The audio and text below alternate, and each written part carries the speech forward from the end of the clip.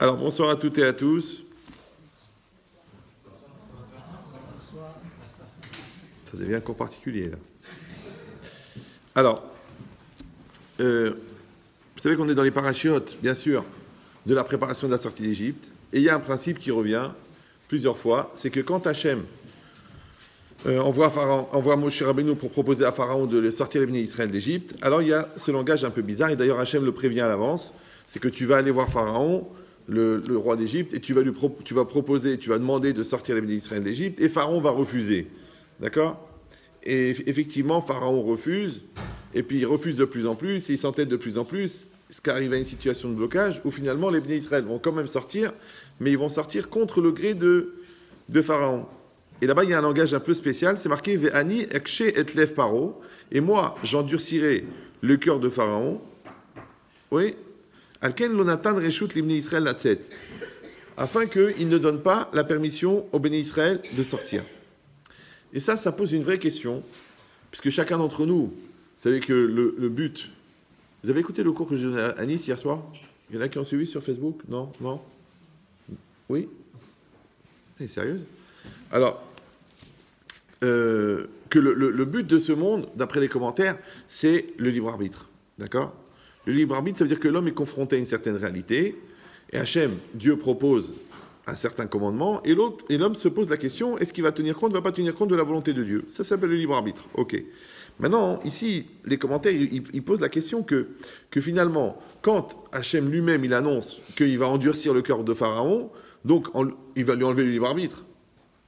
Maintenant, le problème, c'est qu'un homme est récompensé ou puni en fonction du libre arbitre qu'il avait. Maintenant, si on lui enlève le libre arbitre, on le rend comme un robot. Donc, on ne peut pas ni le punir, parce qu'il a fauté, ni le récompenser parce qu'il a fait du bien, parce que de toute façon, ce n'était pas lui, parce qu'il était télécommandé. Voilà. D'accord? Donc ça, c'est la question de base du cours, et après, on va essayer, bien sûr, de l'élargir un peu, parce que je pense que vous n'êtes pas venus que pour ça. Mais la question est de savoir aussi pourquoi Hachem, il a organisé la sortie d'Égypte de cette manière. Bon, les bénis Israël étaient esclaves, ok, d'accord. Donc, Hachem aurait pu faire un grand coup, taper un grand coup, d'accord, faire une catastrophe naturelle, toute l'Égypte aurait été mise par terre, et on aurait fait sortir les bénis Israël. Non, Hachem, qu'est-ce qu'il a fait? Il a fait 10 makot. 10 makot, c'est-à-dire 10 plaies, des phénomènes incroyables, surnaturels, et plaie après plaie, d'accord, les Égyptiens ont reçu sur la tête, et ensuite les bénis Israël sont sortis. Maintenant, Hachem, il aurait pu faire une seule plaie, et ensuite il serait sorti. Pourquoi est-ce qu'il a besoin d'étaler ça sur un an? Oui, aujourd'hui, une guerre, elle se gagne en 3 secondes. On envoie une bombe nucléaire, et la guerre, elle est terminée. D'accord? C'est exactement pareil. Si Hachem, il veut libérer les bénis Israël d'Égypte, eh ben, c'est rien. Il fait un grand coup, d'accord? Il fait le ciel, il s'ouvre en deux, et il y a des flammes qui tombent et qui détruisent toute l'armée égyptienne, qui fait fondre les idoles, j'en sais rien, ouais. Et puis après, on sort. On est tellement impressionné. Non, Hachem, il a dit non, on va faire ça étape par étape en 10 fois.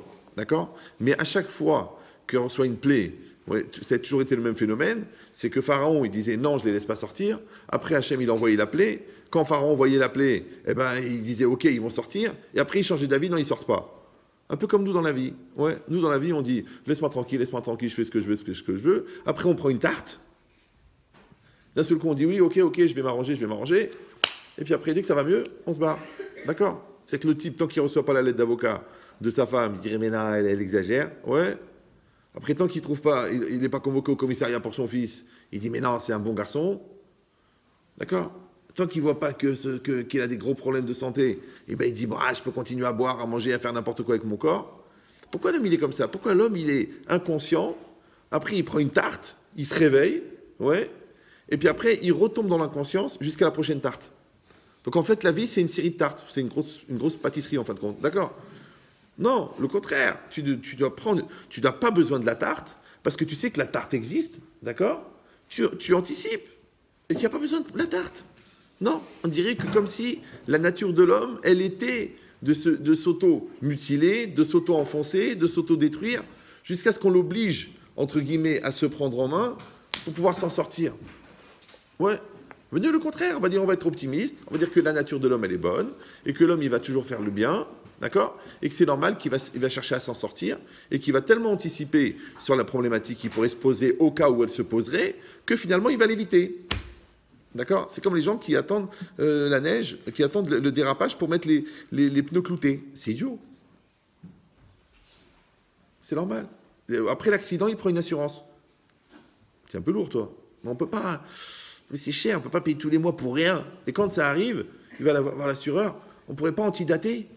Mais on ne peut pas antidater, c'est ça le principe de l'assurance. On ne peut pas antidater. Comme tu ne peux pas antidater l'assurance, tu ne peux pas antidater aussi le mariage. Après, tu dis quoi, je me suis marié avec elle? On ne peut pas antidater. Non, il n'y a pas antidater. Tu es marié, d'accord?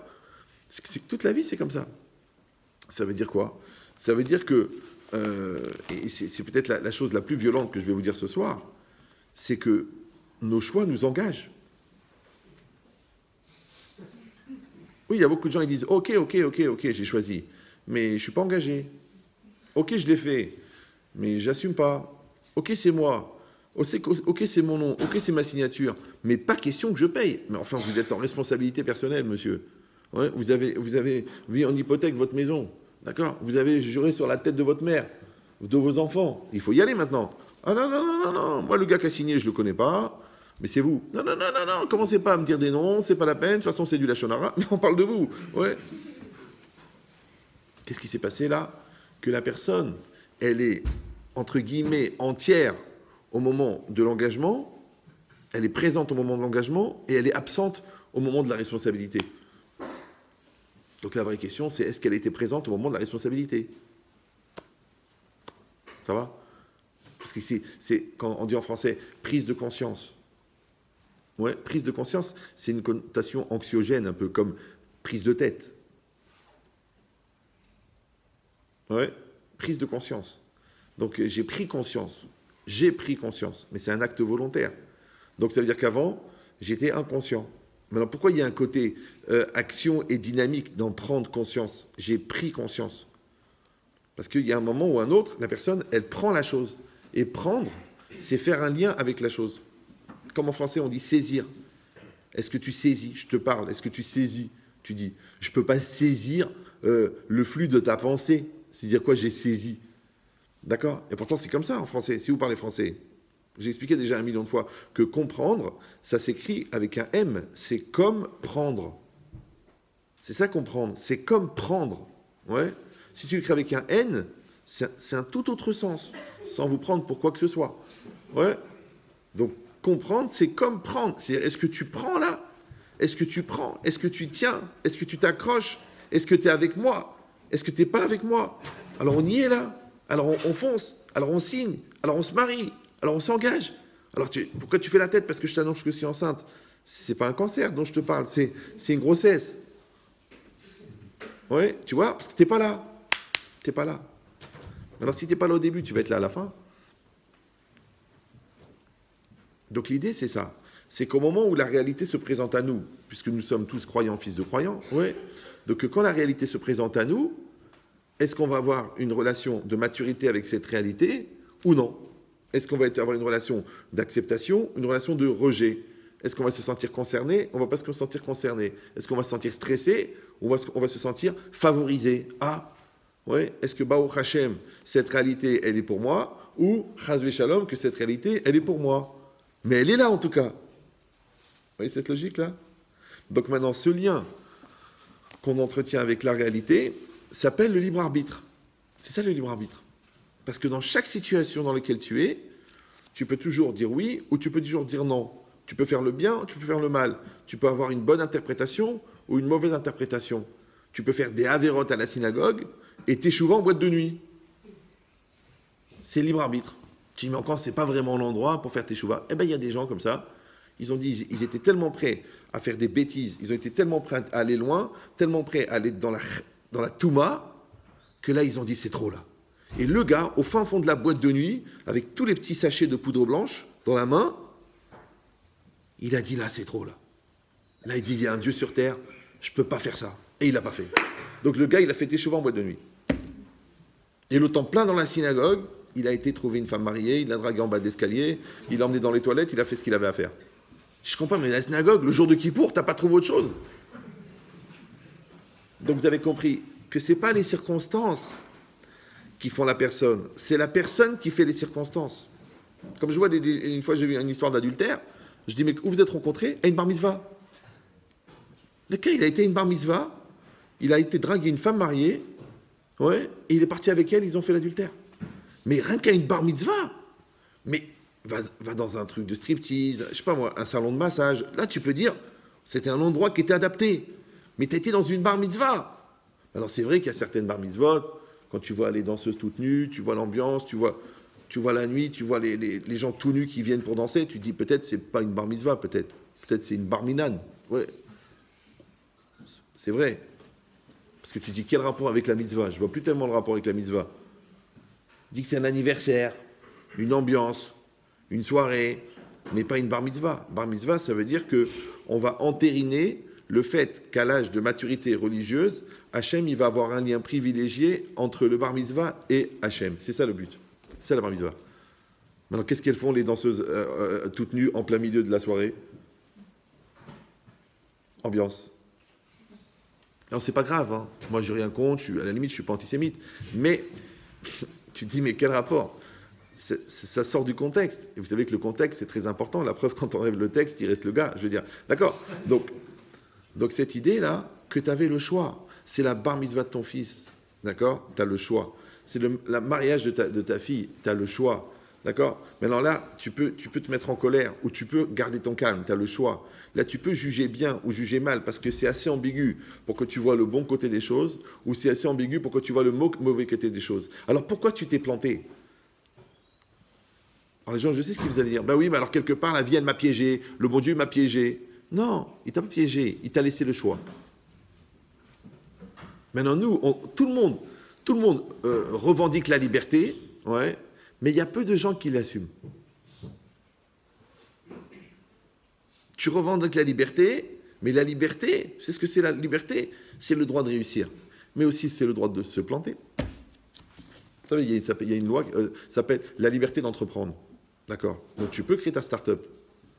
Maintenant, va au tribunal de commerce et regarde combien il y en a qui plantent. 9 sur 10. Mais quand tu crées, tu ne penses pas aux 9 qui se plantent. Toi, tu dis, je vais réussir, c'est tous des ballots. Mais c'est ça le libre arbitre. Parce que ne peut réussir que celui qui prend le risque de rater. Et c'est peut-être même la valeur. La valeur de ta réussite, elle vient du fait que tu as évité de rater. Mais si tu ne pouvais pas rater, c'est pas une réussite. Vous me suivez ou... Ouais, c'est comme si tu es champion du monde d'échecs et tu joues avec un gosse de 8 ans. Et tu dis, tiens, je vais allumer une veilleuse, on ne sait jamais. Mais non, tu es champion du monde d'échecs. Il n'y a pas de libre arbitre, là. Le mec, il est planté d'avance. C'est terminé. Donc, cette logique-là, que chacun d'entre nous, vous pouvez l'éteindre, ça ne me dérange pas, qu'on va voir dans cette paracha et la paracha d'après, que Hachem, il va étaler les 10 makotes, les 10 plaies, et que c'est seulement au bout de la 6e, d'accord, que c'est marqué vraiment que Hachem, il va finaliser l'endurcissement du cœur de Pharaon. Comme si dans la vie, un homme, qu'on le veuille ou non, il va passer par des étapes, ou il va passer par des étapes de libération personnelle, ou il va passer par des étapes d'entêtement de plus en plus. C'est bon, on dit les vieux, ils ont la tête dure. Ouais. Mais c'est quoi? C'est comme si ça sèche dans la tête. C'est-à-dire que le gars, il devient un os. Maintenant, il démarre très jeune. Ils sont entêtés déjà très jeunes. Parce qu'il y en a qui confondent obstination, oui, et détermination. Entêtement et affirmation personnelle. Alors que souvent, c'est de l'entêtement.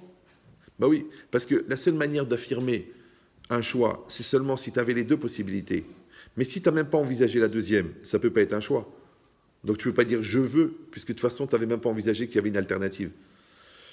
Maintenant, soit tu es pris par ta lourdeur, soit tu es pris par ton ignorance, ouais, soit tu es pris parce que tu as l'instinct prophétique de la vérité naturelle, ce qui reste rare quand même. Ouais. Donc cette logique-là, qu'il y a un moment ou un autre, tu vas être en face d'un choix. Et dans ce choix-là, tu auras le libre choix, tu auras le libre arbitre. Et ce qui est bizarre, c'est que la vie, elle te donne le choix, mais elle te demande de renoncer à ton choix. Par exemple, qui est célibataire. Je sais que ça touche un certain nombre parmi vous. Ouais. Mais c'est un gros dilemme. Parce que d'un côté, tu veux te marier, mais d'un autre côté, tu dis, mais c'est pas quelque part honteux de faire souffrir toutes les autres filles que je ne vais pas rendre heureuses? Même la fille, pourquoi elle ne partage pas? Elle pourrait dire, bon, je sais que tu m'aimes, mais c'est vraiment, je sais que tu as un grand cœur. Si tu peux en rendre heureuse 2 ou 3 autres, c'est pas grave, je suis prête à partager. Non, tu meurs. Donc, on comprend qu'on a le choix, parce que Blainara, il y a plein de jeunes filles extraordinaires, il y a plein de garçons extraordinaires, mais attention à toi, que quand tu as fait le choix, en fait, tu as renoncé à ton choix. C'est pour ça qu'il y a des gens, malheureusement, après le mariage, qui continuent à conjuguer l'amour au pluriel, qui ne savent pas exactement où ils sont et qui ils sont et qu'est-ce qu'ils pensent. Ouais. Comme une fois, j'étais à une soirée de célibataire et j'ai vu 2 gars mariés.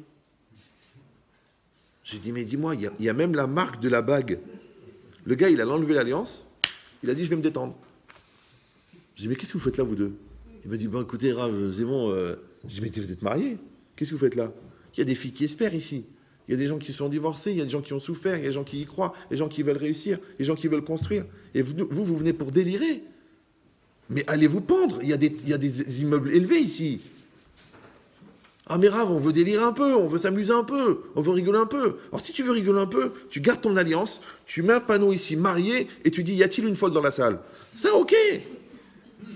Mais tu dis rien, tu mens, et après que vous avez fait des grosses bêtises, tu dis, au fait, juste un détail, je suis marié, j'ai 4 enfants. Qu'est-ce qu'on fait? Et dans ce qu'on fait, il y a... Bon, mais c'est ça l'idée. L'idée, c'est que tu as le choix, mais tu renonces au choix. Ouais, tu as plein de garçons, plein de filles, et tu renonces parce que tu te maries avec celle-là et pas avec une autre. Ben, c'est exactement pareil. Tu as le choix de faire le bien ou de faire le mal. D'accord? Tu as le choix de faire un bon travail ou de faire un travail pourri. Tu peux baser le travail, tu vas aller vite fait, ce qui compte c'est le fric et tout, et tu sors un travail pourri. Après on te rappelle, c'est mal fait, c'est tordu. Après on te dit, faites jouer l'assurance, qu'est-ce qui s'est passé? Revenez, je vous attaque. Pourquoi faire? T'es déjà devant le travail. Fais-le bien, tu le fais propre, nickel. Tu sors bien, tu es fier de toi. Wow. Ah, ça a pris une demi-heure de plus. Mais tu es tranquille. Le gars, il te rappelle, il te dit, écoutez, vous êtes tellement sérieux, vous êtes tellement honnête, c'est tellement nickel. Écoutez, j'ai plein de gens à vous présenter parce qu'on n'a plus l'habitude de voir des gens qui travaillent sérieusement. On voit des gens qui basent et qui se cassent et qui laissent un travail pourri. Tu dis, mais c'est pas possible. L'autre, il te fait une fenêtre, tu vois, la poignée est d'un côté, l'autre, elle est de l'autre côté. Tu dis, je la regarde comment? Bon, vous savez, il apprend. Oui, mais il m'a pris un prix de professionnel, il m'a pas pris un prix d'amateur. C'est normal dans tout. Donc ça veut dire quoi? Tu travailles bien. T'es marié. Alors vas-y, travaille, arrange-toi avec ta femme. T'as le choix. Tu dis non, c'est pas possible, ça me prend la tête, ça me saoule. Mais t'es déjà marié. Comprenez, t'es déjà marié. C'est comme si tu fous rien en maths, on te donne 2 heures de colle. D'accord? Donc, parce que t'as rien foutu en maths et t'as pas fait ton devoir, 2 heures de colle. Bon, t'arrives là-bas, alors le surveillant il dit, pourquoi t'es là? Ben, j'ai pris 2 heures de colle. Ah, pourquoi? Parce que j'ai pas fait le devoir de maths. Ah, qu'est-ce que tu vas faire? Ben, je vais des mots croisés. Mais t'es lourd ou quoi? T'as pas fait ton devoir de maths, t'as 2 heures de colle. Fais ton devoir de maths pendant les 2 heures de colle. Ça vous semble logique, vous, non? Oui? Non? Oui? Oui? Non? Le gars, il fait des mots croisés. Maintenant, là, t'as pas pris 2 heures de colle, là. T'as pris 15 ans de colle, ça s'appelle le mariage. Si déjà t'as pris 15 ans de colle, puisque tu vas te la coller pendant 2 ans, 15 ans, donc construis ton couple. Non. Non, ça sert à rien, ça me saoule, ça me prend la tête, c'est son caractère, ah, les Tunisiens, les Marocains, les lourds, ah, les hommes, ah, les femmes, ah, les chiens. Mais t'as déjà pris 15 ans de colle, c'est-à-dire que t'as pratiquement pris perpète. Dans la même cellule, avec le même compagnon de cellule. Alors vas-y, arrange. Non. Je fais ce que je veux, et je le sens pas, et j'ai pas envie. Et puis de toute façon, à quoi ça sert? Et puis t'as vu tous les gens, ça se passe mal. Et puis j'ai fait 3 tentatives, ça marche pas. Mais c'est pas 3000, c'est 30 000 qu'il faut faire. C'est pas un redémarrage, c'est 1 par jour, en moyenne. Quoi, la voiture, tu la démarres pas tous les matins? T'as déjà vu un gars, il dit, j'ai essayé 3 fois de démarrer, ça démarre pas, je la jette. Non, tu démarres tous les jours. Et tu redémarres, et tu redémarres, et tu redémarres. Comme quand tu te lèves le matin. T'as déjà vu un gars, il se réveille le matin, il dit, à quoi ça sert de me lever? De toute façon, je me suis déjà levé hier.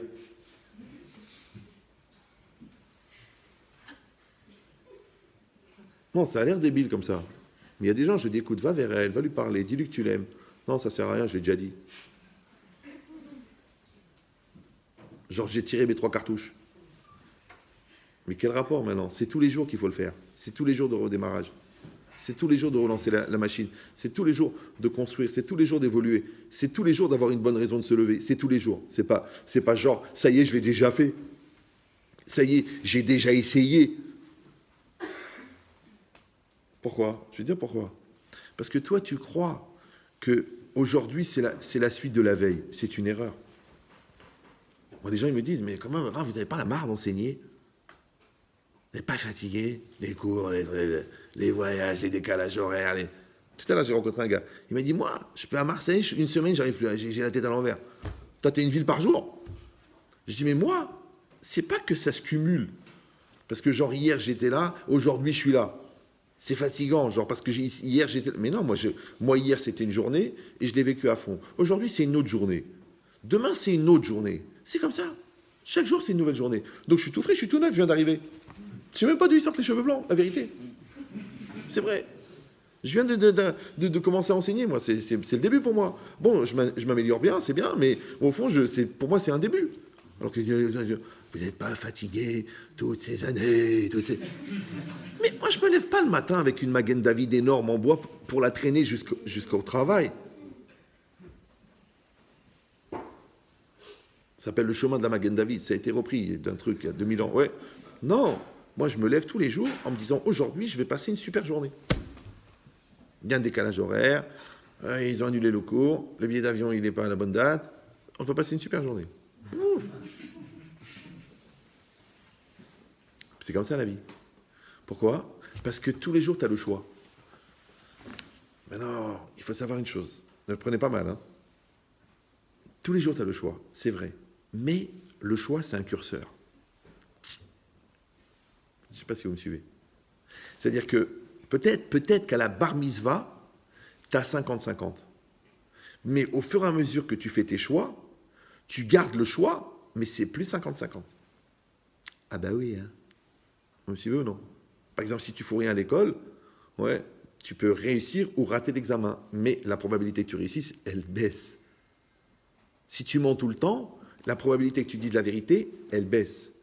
Si tu te remplis d'impureté, la probabilité que tu sois dans la pureté, elle baisse. Mais tu as toujours le choix d'être pur ou impur, seulement c'est la proportion. Donc si tu as 99% d'actes tordus, c'est dur de faire des choses droites. Après tu dis, mais attends, j'ai quand même le choix. Oui, tu as le choix. Ouais, c'est sûr. C'est normal. C'est comme un échauffement. Tu veux faire du sport, on te dit, chauffe-toi un petit peu. Tu dis, non, c'est bon, attends, c'est bon, c'est bon. Hop, tu commences à courir, hop, claquage. Oh là, ça s'est déchiré là. Oh là là. On t'a dit t'échauffer. Maintenant, les gens malins, ils s'échauffent tout le temps. Les gens brels, ils disent, quand on aura besoin de moi, je serai là. Mais tu seras là, mais tu n'es pas échauffé. Ton couple, il n'est pas échauffé. J'arrive. D'accord? Donc, ça veut dire quoi? Ça veut dire qu'on a toujours le libre arbitre. Mais c'est un curseur. Quand tu deviens très, très matérialiste, tu as du mal dans le spirituel. Après, les gens disent, oh, vous savez, moi aussi, si je voulais, je serais Baba Salé. Dis Blinéder quand même. Parce que pour l'instant, tu ne sais même pas lire. Une fois, j'en ai eu ici. Il est venu, il m'a dit, Ahmed Chetrit, je suis celui que tout le monde attend. Tout le peuple juif prie pour que je vienne. Et je suis là. Je dis, vous êtes qui? Il m'a dit, je suis celui que tout le monde attend. Je lui ai dit, l'autobus. Il m'a dit, non, Mashiach. Je dis, la vérité, je ne le voyais pas comme ça. Je penserais qu'il serait quand même un peu plus religieux et surtout un peu plus érudit, parce que vous, même le mot Neshama, vous croyez que c'est une source italienne. Neshama. D'accord? Donc moi, je pensais que le Mashiach, vu que c'est marqué que le Mashiach, il va répondre à toutes les questions qui sont restées non répondues dans le Talmud, je pensais qu'il en connaîtrait un peu plus que vous, mais vu que vous ne savez même pas lire en hébreu, bon, peut-être que vous allez lire le Talmud en français. Mais le gars, il est convaincu, mais en 2 mots. Donc, ce qui est marqué ici, que pourquoi est-ce que Pharaon, il a été puni pour ne pas avoir laissé sortir les bénis Israël d'Égypte, alors que de toute façon, il n'avait plus le choix, puisque son cœur s'est endurci, on lui a endurci le cœur.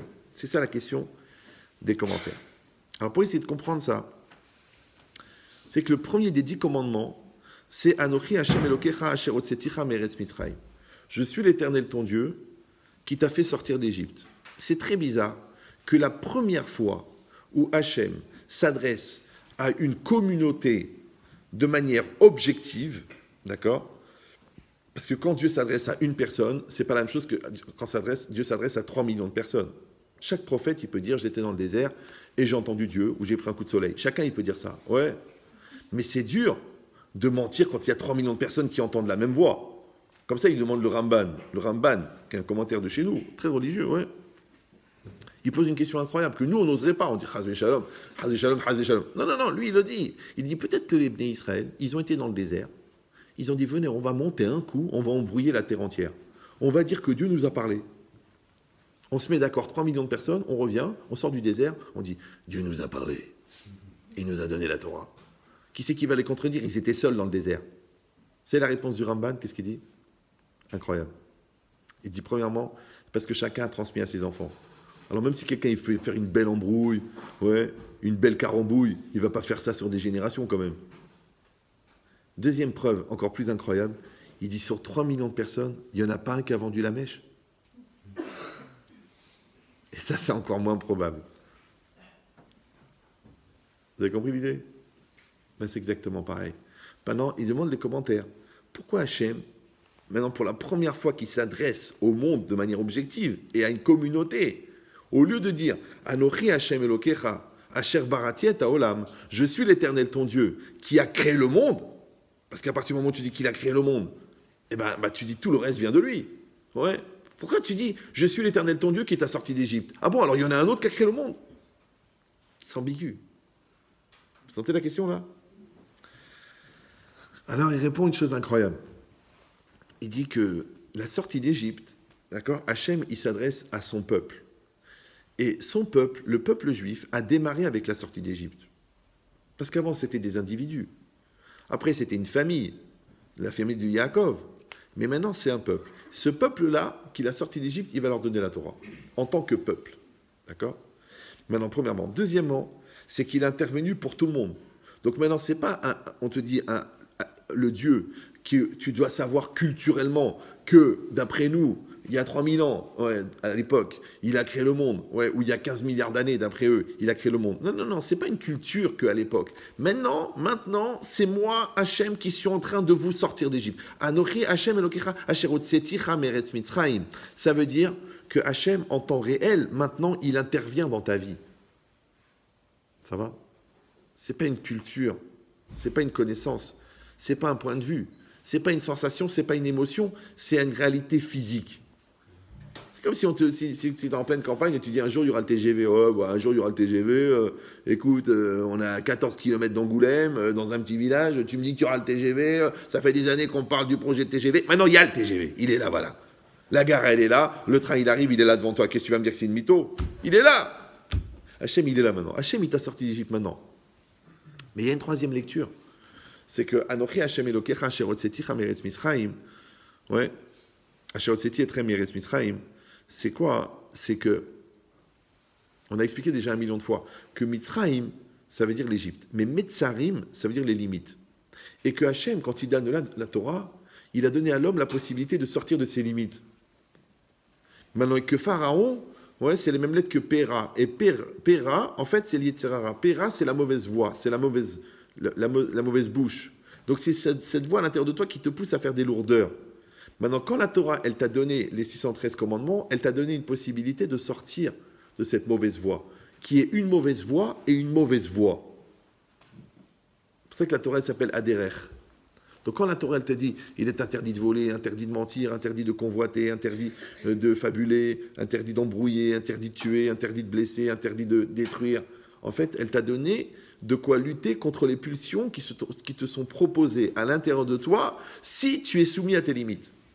Donc quand Hachem y vient, il dit Anochi Hachem Elokecha Asher Hotzeti Meretz Mitzrayim, que je t'ai sorti d'Égypte, ça veut dire que, puisqu'on a dit que ça exprime l'intervention réelle d'Hachem dans la réalité, mais cette réalité-là, elle n'est pas en commémoration de ce qui s'est passé il y a 3000 ans qui nous a sortis d'Égypte. Non, c'est qu'en temps réel, aujourd'hui, d'accord, en 2018, tu sais que c'est lui qui, grâce à la Torah, te permet de lutter contre ton Yetzerara. Ou non, tu dis non.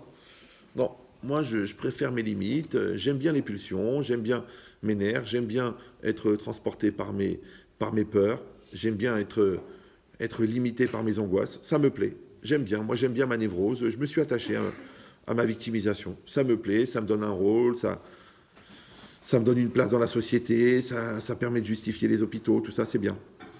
Et tu dis non, je veux pas, non, je veux pas, je veux m'en sortir. Je dis, mais tu veux t'en sortir, il y a une solution. Maintenant, quand tu choisis la solution, c'est au détriment du problème. Je dis la vérité, il y a beaucoup de gens qui choisissent le problème au détriment de la solution. Parce que c'est beaucoup plus confortable de s'installer dans une souffrance que de se dire on va se truquer. C'est comme si tu glisses par terre et tu tombes. Et manque de peau, il y avait une expression canine d'une œuvre d'art produite par un chien avec une faculté odorante incroyable. Et toi, tu es sorti en costard tout blanc et tu es tombé sur le derrière. Et tu vas au mariage de ta sœur. Et tout le monde est parti. Et tu es devant le Uber. Et tu dis, vous montez ou vous montez pas? Tu dis, je peux pas aller au mariage de ma sœur avec un porte-bonheur dans le derrière d'une marque très connue à Paris, il s'appelle Sacom.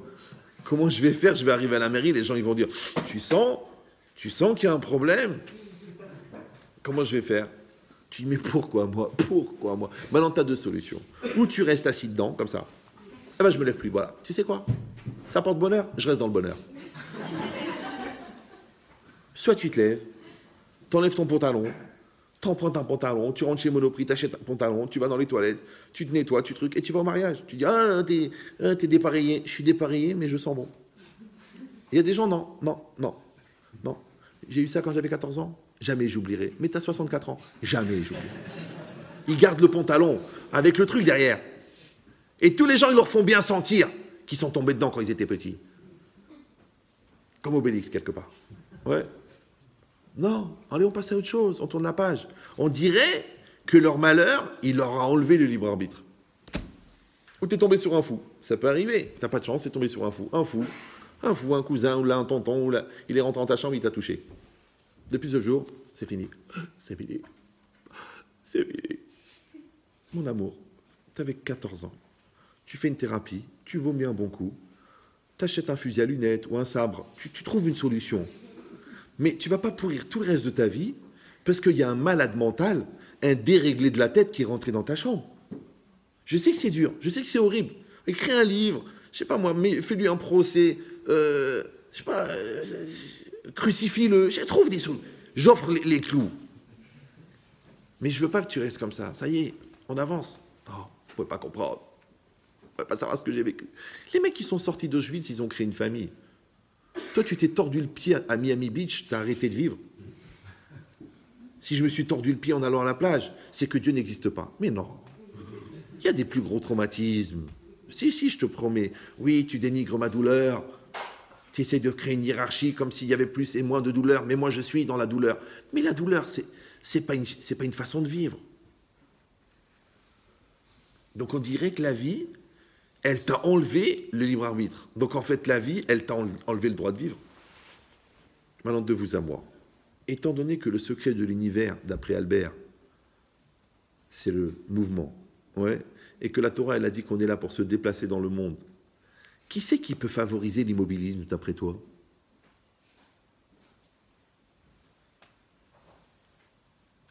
C'est ça le Yetzer Hara.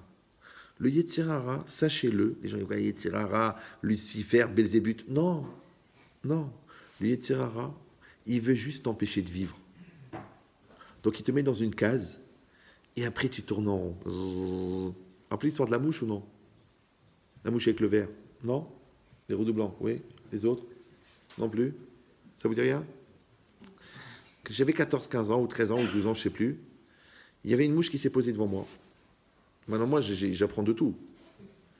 Donc, qu'est-ce que j'ai fait? J'ai pris un verre très, très propre, transparent, et je l'ai posé doucement, doucement sur la mouche. La mouche, la pauvre, elle n'a pas compris.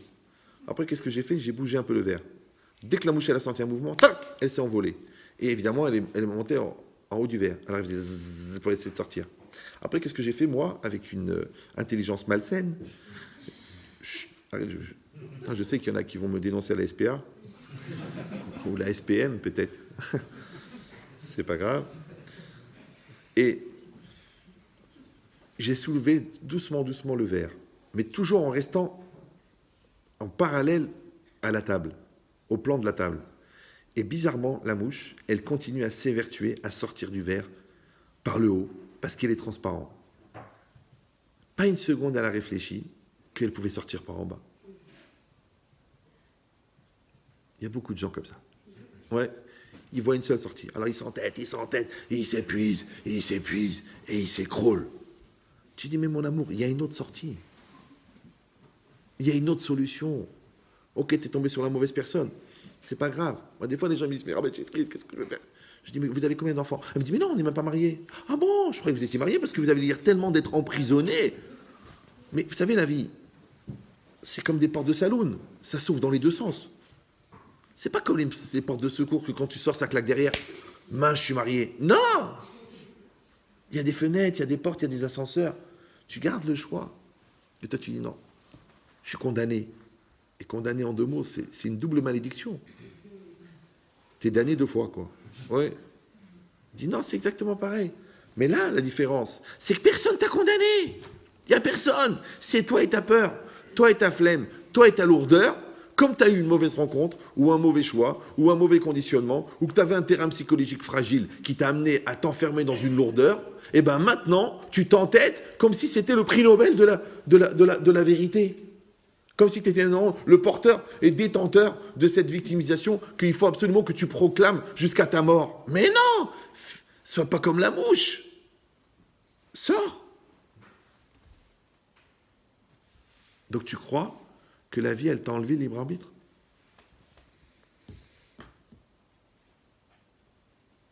Il y a des gens, ils auraient dû être là pour écouter ça, c'est dommage. On a de la peine pour les absents. C'est quoi cette logique-là?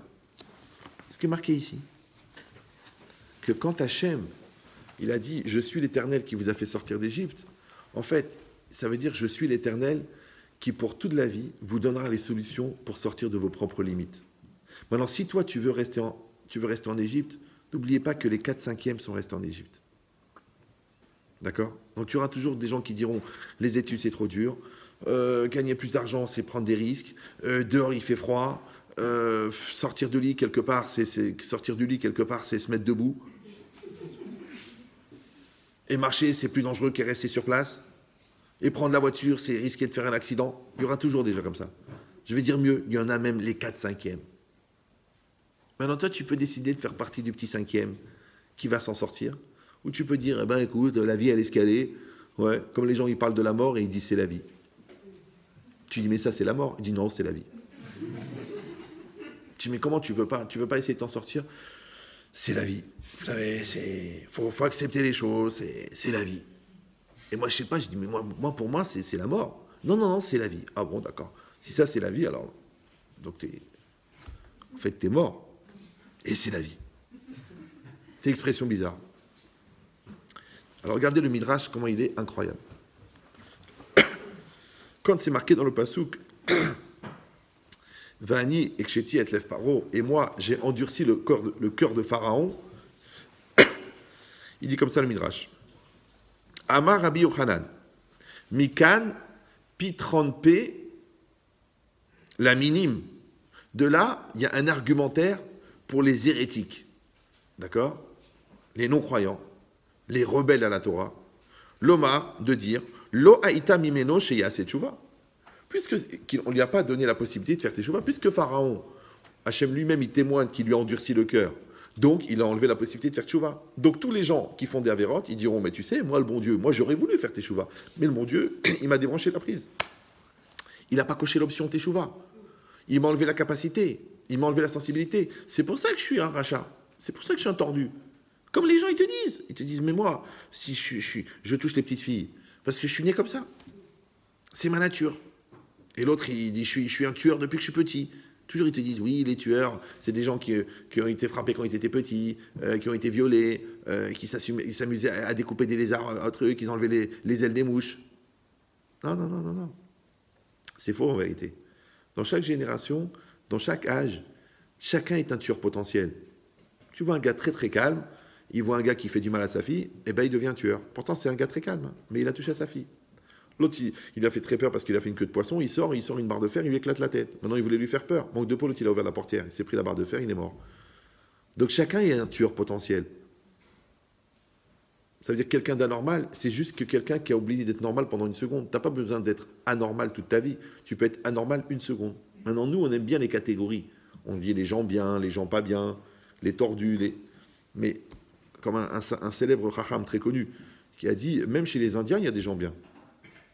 Ça s'appelait Buffalo Bill. Bon, c'est une expérience, c'est une référence, bon, peut-être parce qu'il avait un chapeau, mais et un cheval.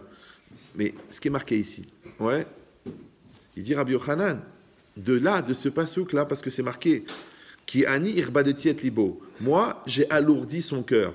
C'est-à-dire qu'Hachem lui-même, il témoigne qu'il lui a alourdi le cœur. Donc, c'est pour ça que les gens, ils vont dire, les Réchaïm, ils vont dire, bah tu vois que c'est Hachem qui l'a empêché de faire teshuva. Amar le Rabbi Shimon ben Lakish. Rabbi Shimon ben Lakish, c'est l'élève de Rabbi Yochanan. Et maintenant, c'est très intéressant de connaître à ce moment-là le contexte, parce que Rabbi Yochanan, c'était un très très grand tzaddik. Ouais. On dit que c'était un des derniers habitants qui restait de Yerushalayim. D'accord. Il portait une lumière, une sainteté incroyable. Et sa chavruta, celui avec qui il étudiait le mieux, c'était Rabbi Shimon ben Lakish. Et Rabbi Shimon ben Lakish, c'est un monsieur qui a fait tchouva et qui était un bandit de grand chemin. C'est très bizarre. Vous me suivez ou non? Parce que nous, on dit, les tzadikim, ils vont avec les tzadikim, hein, et puis les repris de justice, ils vont avec les repris de justice. C'est très bizarre que Rabbi Yochanan, sa chavruta, son compagnon d'études et son meilleur élève, c'était un ancien bandit. D'accord? Et c'est très bizarre que ici, Rabbi Yochanan, il dit que, écoute, d'après ce pasouk, ça a l'air d'être que Dieu, il a endurci le cœur et que le gars, il est condamné à être un rachat à cause de sa nature, ouais, à être un mécréant. Et le contraire, Rabbi Shimon ben Lakish, qui lui est un ancien mécréant, il dit le contraire. Qu'est-ce qu'il dit? Il dit, Isatem piem chez la Rechaim, qu'elle se bouche la bouche des fauteurs. Et là, im la letzim ou yalitz. Si quelqu'un il va être moqueur, Hachem il va se moquer de lui. C'est-à-dire qu'il y a un effet miroir dans la vie. C'est-à-dire que si tu veux être intelligent avec Hachem, il va être intelligent avec toi. Mais si tu veux être bête, il va être bête avec toi. Si toi tu veux te moquer de Dieu, Dieu il va se moquer de toi. Ouais. Si toi tu vois la vie nette, la vie elle est nette. Si tu vois la vie floue, la vie elle est floue. Après tu dis je comprends rien à ce qui m'arrive. Tu dis la vérité, même le bon Dieu comprend rien à ce que tu fais. Tu dis que tu veux manger cachère, mais sauf en dehors de la maison. Mais comment tu manges cachère dedans, tu ne manges pas cachère dehors, mais comment tu fais? Tu as deux estomacs? C'est comme si le gars il dit, écoutez, je mange bio, mais en semaine, je prends des produits cancérigènes. Qu'avec le tampon cancérigène. Je suis très très attaché. Par contre, le samedi, je fais attention. Là, vraiment, je prends du bio, je prends le label, mais en semaine, je prends du pétrole hydrogéné et garanti radioactif. Il dit, mais t'es malade? Non, c'est comme ça que je mange. On appelle ça en français l'incohérence. C'est comme le gars qui devait dire, je suis fidèle à ma femme, sauf très belle opportunité. Vraiment, si un mannequin il vient, il me dit on y va, je ne vais pas lui dire, écoutez, même à la limite ma femme, elle pourrait comprendre. Parce qu'elle a quand même vieilli, elle a quand même grossi. Donc si je lui dis, écoute, il y a telle vedette, tel mannequin, toute fraîche, toute neuve, qui me dit on y va, elle-même elle dira, écoute, fais-toi plaisir Maurice, c'est normal, je ne pourrais pas t'offrir l'équivalent, donc vas-y. Ah bah viens, on va lui en parler à ta femme. Non, elle est très fermée d'esprit, c'est pas la peine. D'accord. Et donc ça veut dire que Hachem, il va être avec toi comme toi tu vas être avec lui. Donc le gars qui dit je comprends rien à ma vie, il doit s'interroger sur au fond quelle était sa recherche de clarté dans sa vie. D'accord. Alors il dit Akadosh Baruch Hu matrebo be'adam pa'amachat shniya v'shlishit. Hachem, il prévient la personne une fois, deux fois, trois fois. D'accord. Ve'eno chozerbo. Mais la personne, elle ne fait pas teshuva. Laisse-moi tranquille, ça me saoule, c'est pas mon niveau, ça me prend la tête, ou c'est marqué. De toute façon, la religion, c'est pour les brels, l'opium du peuple, le truc. Ok. Attention, une fois, deux fois, trois fois. adjugé, perdu.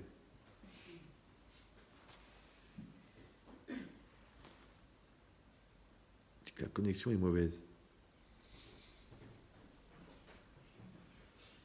Vous sentez que la connexion est mauvaise, vous? Je trouve que la connexion, elle est très bonne.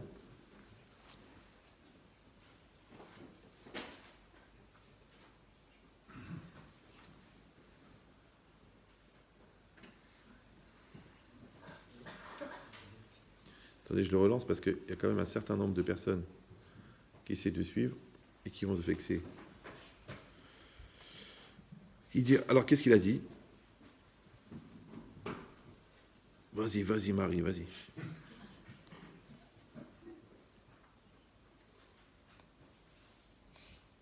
Je travaille là. Alors,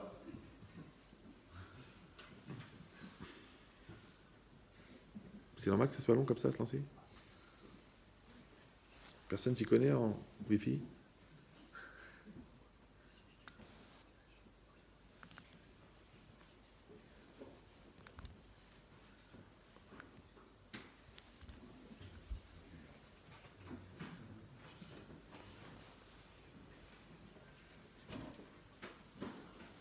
Ah d'accord, il n'y a même pas de Wi-Fi. Bonsoir. Vous énervez pas, hein?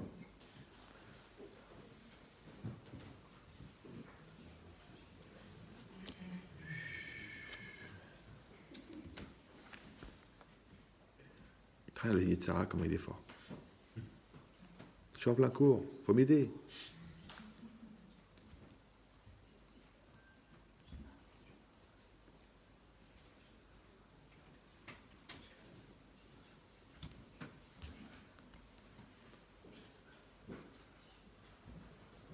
Il n'y a même pas de Wi-Fi.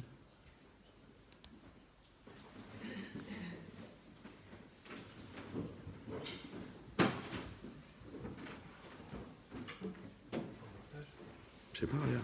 Non, mais je sais pas ce qu'il a là. Il s'est mis en 4G alors qu'il y a une Wi-Fi ici. Le 4G, ça ne suffit pas? Ah non, ça coupe en général. Ok, alors je vais vous mettre en partage si vous voulez. Ah, mais tu vas se relancer. Comment on fait pour relancer la Wi-Fi? La Wi-Fi? Comme ça. Attends, là, il s'est ouvert là. Ah non, toujours 4G. Ouais.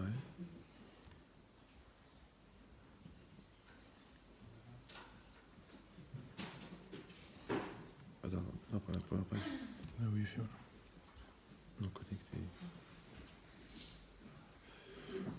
C'est Mika. Oh là, attends, il a marché. Il a changé de mot de passe ce soir ou quoi lui? Vous l'avez pas?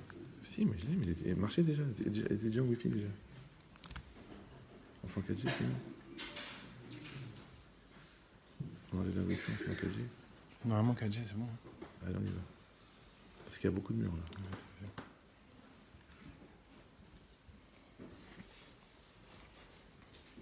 C'est bon? Ah ouais. Mais il est là.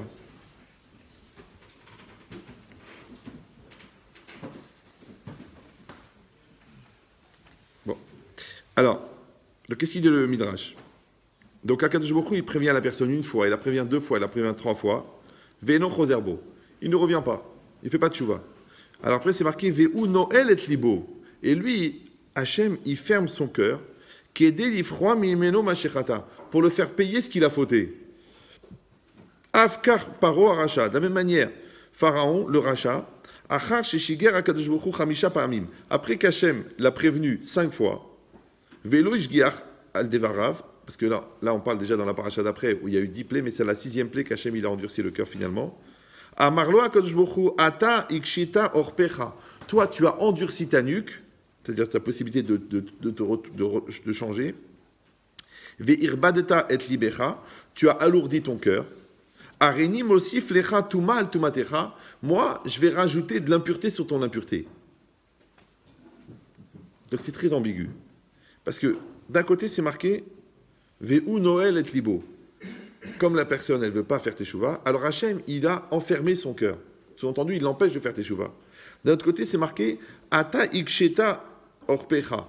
Ouais, ve'irbadeta et libecha. Toi, tu as alourdi ton cœur. Donc là, c'est l'homme qui fait.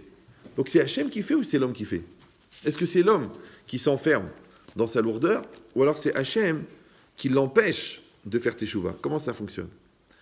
Alors, quand c'est marqué ici, Areni Mosif Tumal Tumatecha, je vais rajouter de l'impureté sur ton impureté. Alors, le Nefesh HaChaim dit que Tumat Avera I A Onesh. En vérité, quand c'est marqué Srar Avera Avera et Srar Mitzvah Mitzvah, la récompense d'une faute, c'est la faute, et la récompense d'une mitzvah, c'est une mitzvah. Parce que nous, on croit que Srar, ça veut dire récompense. Mais en vérité, Srar, ça veut dire conséquence.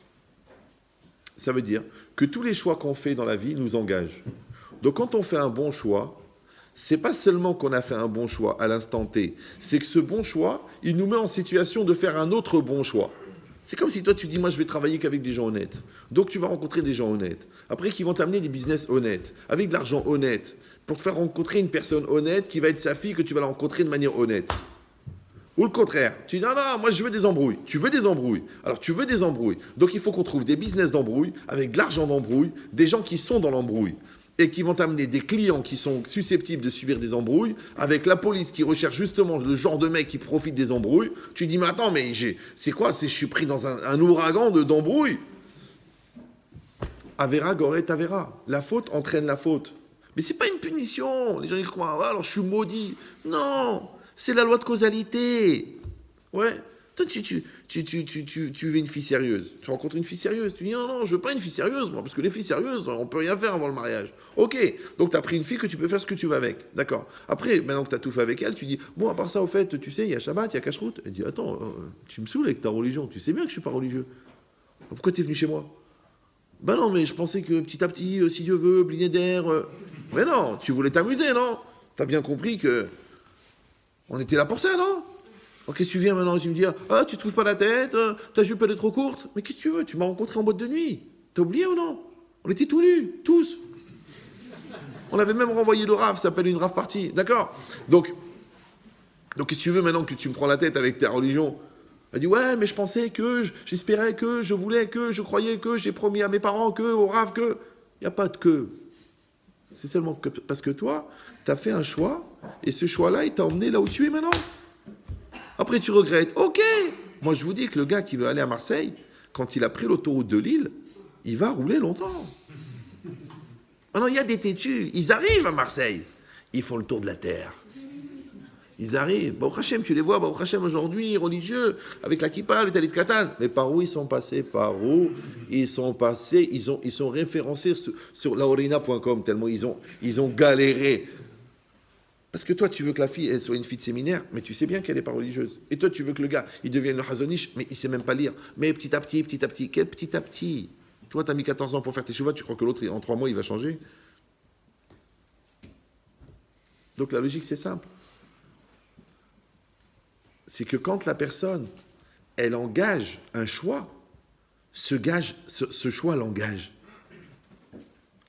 Ça veut dire qu'au fur et à mesure, c'est comme quand tu marches dans un terrain poussiéreux, dans un chemin poussiéreux, et ben tu ramasses de la poussière. Après tu dis, mais attends, c'est quoi cette poussière? C'est quoi? Parce que c'est le choix que tu as pris. Tu été dans un chemin qui est propre, tu fais 10 km, tu es propre. Tu as pris dans un chemin de poussière, tu es poussiéreux. Tu dis, mais la poussière, elle est sur les pieds, sur les vêtements, elle est sur moi, elle est dans ma gorge. Ah, tu te mouches, c'est plein de poussière. Mais c'est quoi cette poussière? Mais c'est le chemin que tu as choisi. Donc c'est ce qui est marqué ici. Il dit que quand la personne, elle voit, elle réfléchit bien, ouais, qu'elle analyse chaque choix qu'elle fait, mais chaque choix qu'elle fait, il a des critères.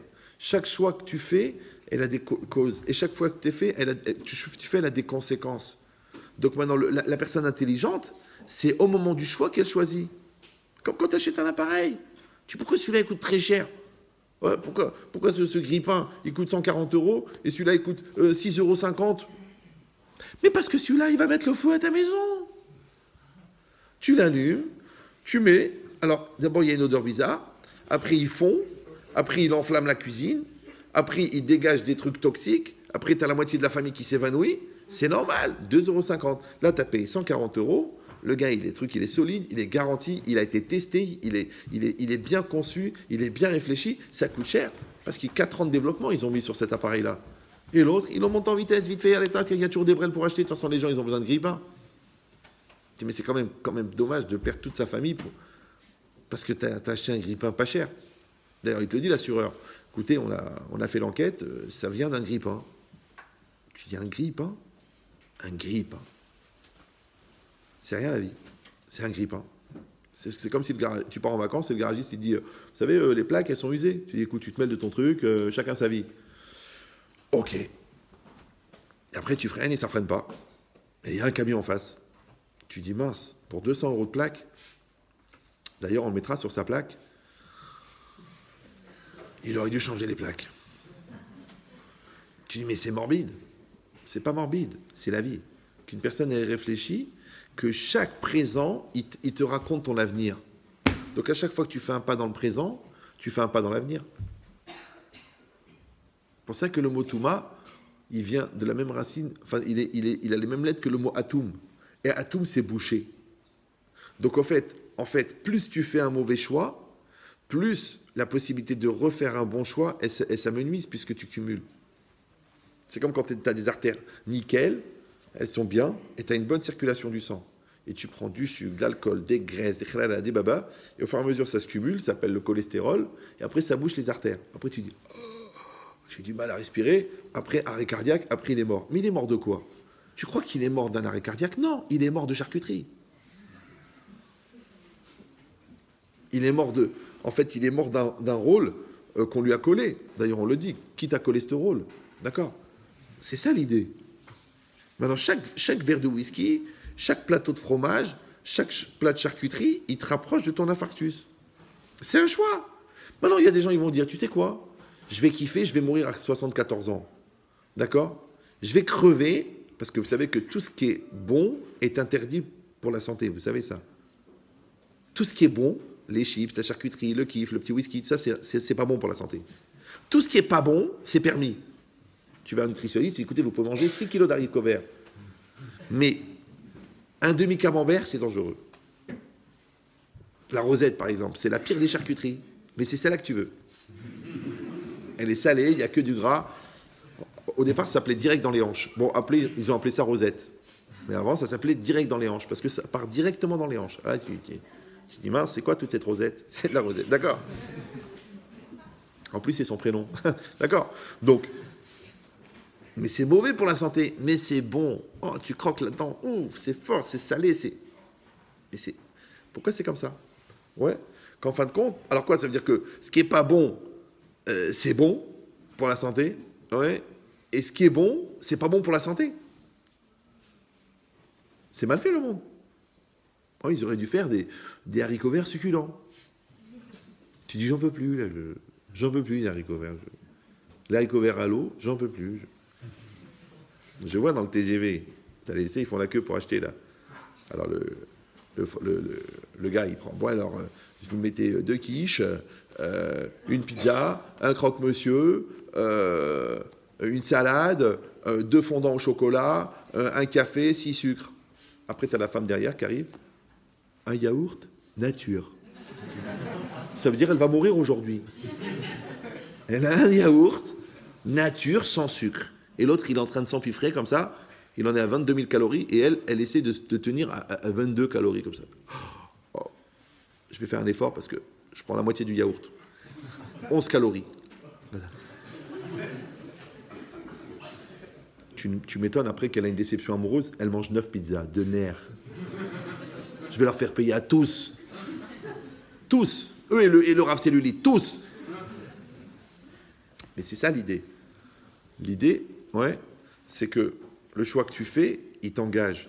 Mais quand il t'engage, il réduit ton choix. Donc quand Pharaon, il fait ce choix-là de la matérialité, ouais, quand l'homme, il s'enferme dans son entêtement, quand l'homme, il rentre l'impureté dans sa vie, eh ben c'est de plus en plus dur de faire des choix purs. C'est pour ça que ça s'appelle qu'il a perdu son libre arbitre. Pourquoi? Parce qu'on a dit un homme ne faute que s'il lui rentre un vent de folie. On a expliqué 1 million de fois que ça veut dire qu'avant la faute, l'homme il est conscient. Après la faute, l'homme est conscient. Mais au moment de la faute, l'homme est inconscient. C'est pour ça que ça me fait toujours rigoler quand les gens ils disent « Ouais, mais Rav, tout ça, ok, en théorie, d'accord, mais au moment de l'acte, c'est pas évident. » Mais tout l'intérêt d'être bon, c'est pas d'être bon en potentiel ou d'être bon dans les idées, c'est d'être bon dans les actes. Ça va? C'est comme si le mec, il a fait 4 ans d'école de commerce, il n'arrive pas à vendre un aspirateur. Mais il connaît toute la théorie, la gestion, la truc, la programmation, les prévisionnels, l'amortissement, tu dis écoute maintenant, écoute. Vendre une savonnette ou vendre une centrale nucléaire, c'est la même chose. Vendre un logiciel à 400 millions d'euros ou vendre un hot dog, c'est la même chose. Mais est-ce que tu es un vendeur? Écoutez, j'ai pas du tout le sens de la vente, j'arrive pas à manipuler le gars, à l'amener quelque part, à lui donner envie d'acheter, j'arrive pas à le faire rêver, j'arrive pas. Alors qu'est-ce que tu as fait pendant 4 ans en école de commerce? Ah ben j'ai fait plaisir à ma mère, j'ai obtenu un diplôme. T'es pas un vendeur, t'es pas un vendeur. Quand t'es vendeur, t'es vendeur. Ben c'est exactement pareil, que toi t'es devenu vendeur et t'es devenu de plus en plus un bon vendeur. Ou alors t'es un mauvais vendeur et t'es de plus en plus un mauvais vendeur. Après, tu dis oui, c'est l'Ainara, c'est la conjoncture qui est mauvaise, les gens hésitent en ce moment parce que... C'est faux, c'est faux, c'est faux, c'est faux. Les gens, ils veulent dépenser, les gens, ils veulent acheter, les gens, ils veulent se faire plaisir, les gens, ils veulent kiffer, ils veulent. Et c'est à toi de les rassurer. Maintenant, si toi, ils voient dans tes yeux que ça ne vaut pas le coup pour eux d'acheter, pourquoi ils vont acheter? D'accord? Donc c'est pareil, si la fille, elle voit dans ton hésitation que ça ne vaut pas la peine de t'épouser, pourquoi elle va t'épouser? Tu dis, ben, il va bien falloir qu'elle se marie, hein. De toute façon, moi ou un autre, hein, qu'est-ce que ça change pour vous? Ben, je réfléchis. Pour un petit peu d'essayer de me draguer, au lieu de me charmer. Non, c'est pas la peine. De toute façon, tu vas te marier de toute façon. On ne fait pas comme ça. Donc, cette logique, c'est quoi? C'est que tu n'es pas un bon vendeur. Ben, de la même manière, avec toi-même, tu dois être un bon vendeur. C'est-à-dire qu'à toi-même, tu te donnes l'envie d'être. Tu te donnes l'envie de développer. Tu te donnes la volonté de grandir. Tu te la vends à toi. Mais l'autre vendeur, il vient, le Yetzara, il te fait une vente. Il te dit, allez, laisse-toi, allez, arrête de te prendre la tête. Allez, fais partie d'un groupe. Mais ils sont tous tordus, c'est pas grave. Eh ben, c'est ton groupe, qu'est-ce que tu veux? C'est ça tes copains, c'est tes copines. Il faut que tu rentres dans la masse. Mais tu vois, ils vont dans la lourdeur, ils vont dans la perdition, ils vont dans le khala, ils vont dans le khalam. Tu les suis, tu dis, bah, qu'est-ce que je fais? Écoute, c'est mes copains, c'est mes copains. Mais d'accord, mais ils vont à une truc, ils vont tous se mettre tout nus. Et ils sont en train de distribuer des préservatifs à l'entrée de la soirée. Tu y vas quand même? Tu dis, ouais, mais attends, alors je vais faire quoi? Je vais faire la bêcheuse? Je vais dire, non, je ne vais pas avec vous, c'est un sourd. Mais c'est quoi ces mots? Mais t'es devenue religieuse ou quoi? T'es folle, Jennifer?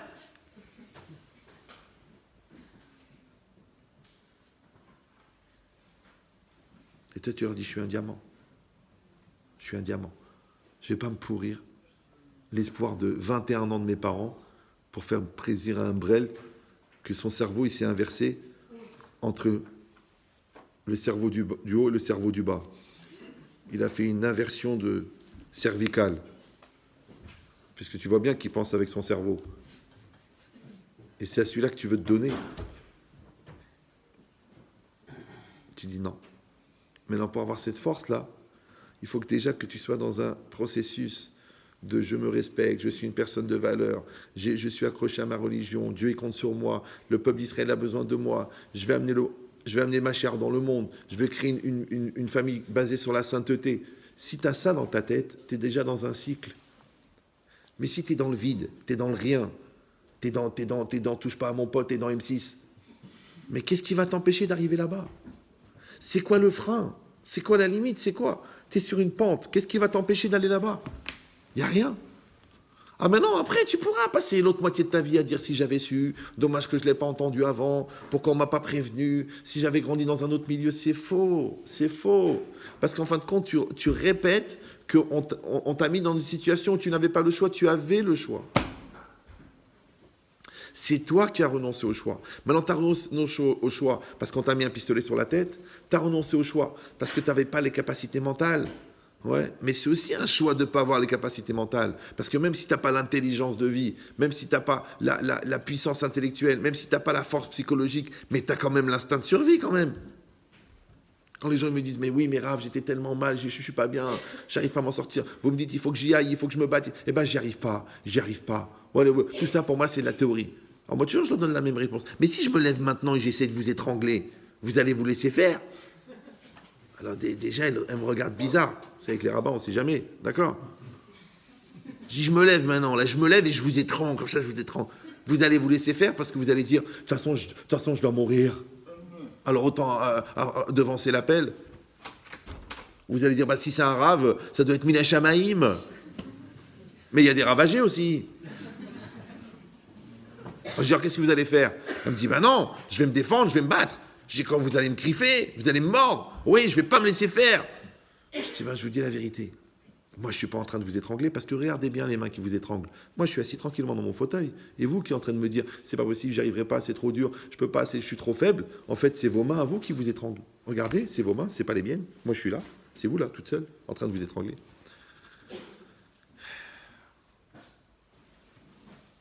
Donc un jour, tu vas comprendre que tu es victime de toi-même. Bienvenue au club. Maintenant, on appelle le Yetzer Hara. Ça, tu dis non, mais c'est de la religion. Bon, bah, t'as qu'à appeler ta névrose alors. C'est pas mieux, hein? Ça change rien. Donc, ça veut dire que le Yetzer Hara, par flemme existentielle, ou par manque de respect de toi-même, ou par manque de valorisation personnelle, ou à cause d'un contexte difficile, ou à cause d'un choc émotionnel, ou à cause d'un manque de culture, ou à cause d'un manque de conditionnement, ou parce que tu n'étais pas dans un milieu familial favorisé, il t'a fait croire que tu étais foutu. Vous me suivez ou non? Il t'a fait croire que tu étais foutu. Mais les gens, ils étaient dans les camps de la mort. D'accord? Il y avait les fours crématoires qui marchaient à plein temps. Il y avait les nazis qui étaient là. Il y avait la moitié de la terre qui était au courant. Il y avait des paysans polonais de l'autre côté de la barrière en train de labourer pendant qu'ils voyaient des gars tomber de faiblesse. Et quand même, ils ont dit, nous, on va sortir vivants, et l'autre, il va être pendu à la fin de la guerre. Eh bien, ils sont sortis des camps. Et l'autre, il a dit, non, c'est fini.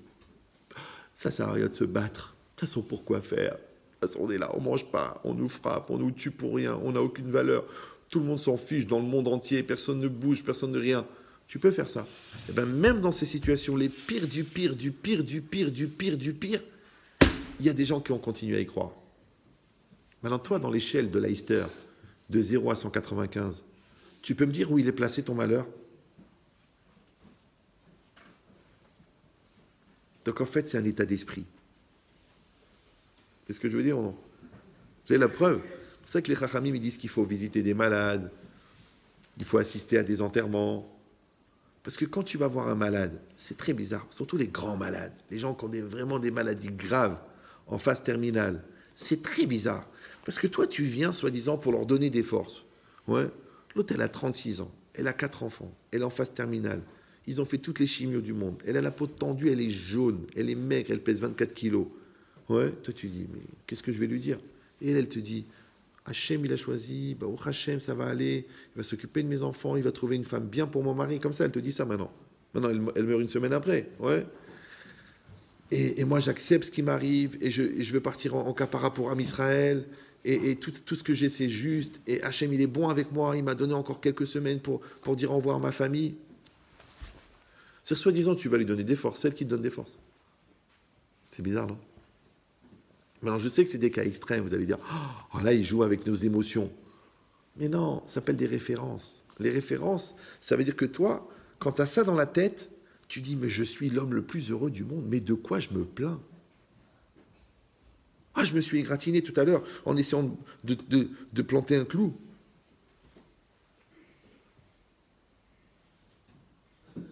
Eh bien, cette référence-là, ouais, en fin de compte, elle va limiter la tendance négative à renoncer à ton choix. Vous me suivez ou non? Parce que la tendance négative, elle te dit, bah, de toute façon, t'es foutu. Hein. De toute façon, t'es né du mauvais côté. Hein.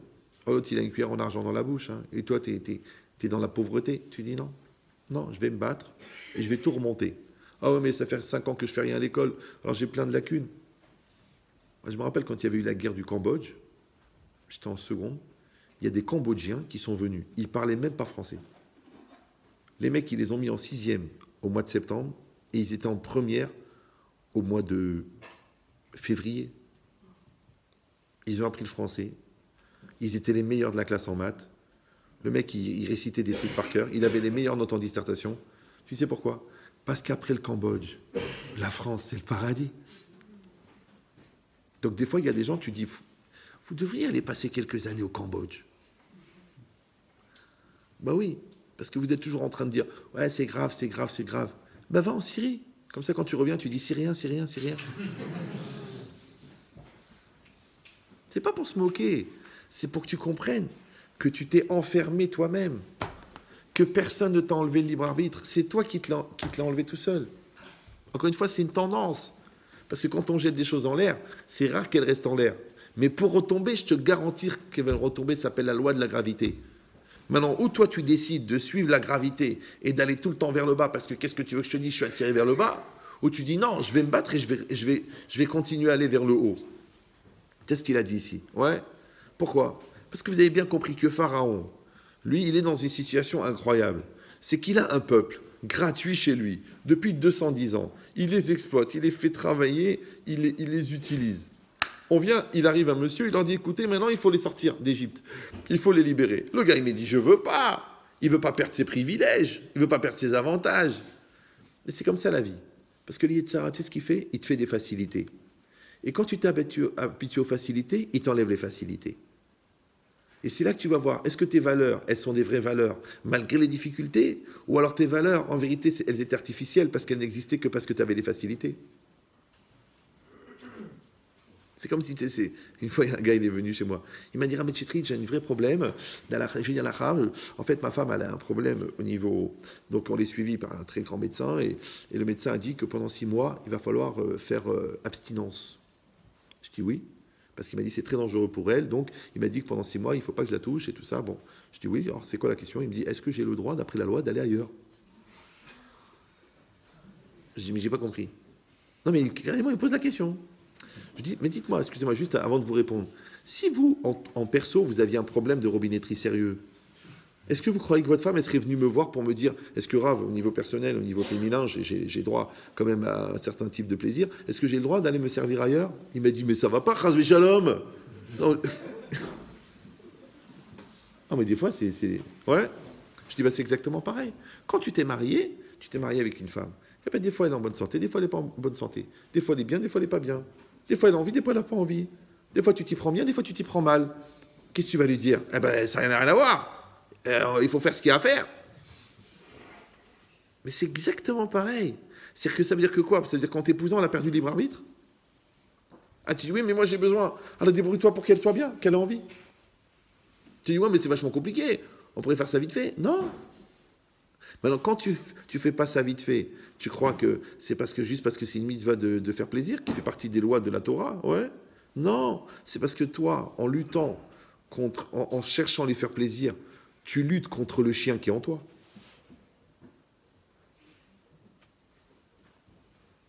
Vous me suivez ou non? La preuve, c'est que si tu penses à toi, ça dure 2 minutes, et si tu penses à elle, ça dure 1 heure. Alors, en fait, tu as juste décidé, dans le cycle animal, où est-ce que tu te situes. Et la vie, c'est pareil. Ouais, parce que quand ton fils il t'énerve, tu crois qu'il est en train de t'énerver. Mais non, il est en train de t'apprendre à mesurer tes réactions. Et là, tu crois que l'autre, il démarre pas au feu rouge, ça t'énerve. En fait, il travaille ta patience pour que tu dises, chacun, des fois, il a des soucis dans la tête, il ne peut pas démarrer du premier coup. Et si tu vas dire, eh ben, il a intérêt à démarrer du premier coup, eh ben, le bon Dieu aussi. Ça fait 20 ans qu'il attend que tu fasses tes chouvas, que tu passes au vert. Et toi, tu ne bouges pas. Allah. Une statue. Mais le feu, il est au vert. Et évolue dans la Torah? Non. Et tous les gars derrière qui klaxonnent. Allez, vas-y, grandis, allez, vas-y, avance, allez, vas-y, évolue. Et toi, non. Tu as fait un monument, une cathédrale de l'erreur pour expliquer pourquoi tu ne bouges pas.